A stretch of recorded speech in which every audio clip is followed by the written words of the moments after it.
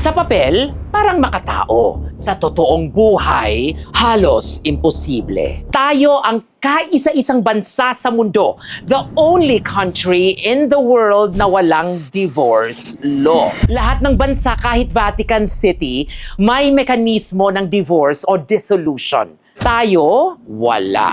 10 taon daw niyang tiniis ang pananakit ng kanyang asawa tuwing ito'y nalalasing. Hinataw niya ng plato yung anak ko at natamaan dito sa ilong. Dahil bata pa ang kanilang mga anak, handa raw sana siyang magtiis. The divorce bill per se is anti-family and anti-marriage. So what is the solution for troublesome marriages if not divorce? We have to have more patience, have more understanding, have more forgiveness, and we should be open to reconciliation. So, divorce is only a quick fix solution. Sa mahigit 3 dekada mula nang ipatupad ang Family Code, ilang dosena lang, yes, dosena, ang mga kasong pinayagan ng Korte Suprema sa ilalim ng Article 36. Tan-andal ang kasong umamin ang Korte na sumobra ang higpit. Sa umpisa mukhang normal, pero habang tumatagal, lumabas ang consistent pattern.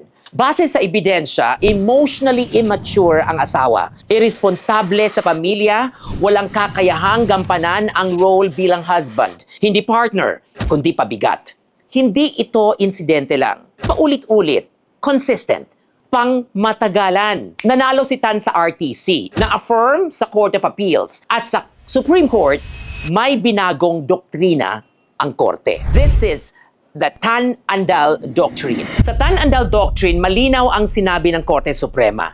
Psychological incapacity is a legal concept, not a medical one. Hindi kailangan ng psychiatric label. Hindi kailangan ng DSM diagnosis. Hindi kailangan sabihin may sakit sa utak. Ang mahalaga, incapable ba talaga ang asawa? Grave ba ang incapacity? Existing ba ito at the time of marriage? Enduring ba ito? At higit sa lahat, totality of evidence over labels. Ito ang pagluwag. Ito ang pag-amin. Ito ang pagwawasto sa sobrang higpit ng Molina Doctrine. Pero malinaw ang hangganan. Kahit sa Tan-Andal, malinaw ang sinabi ng Korte Suprema.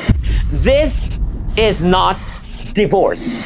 This is not divorce. Hindi lahat ng failed marriages ay void. Hindi lahat ng abusive relationships ay pasok. Hindi lahat ng sugat ay saklaw. So yes, lumuwag, pero hindi ito lunas.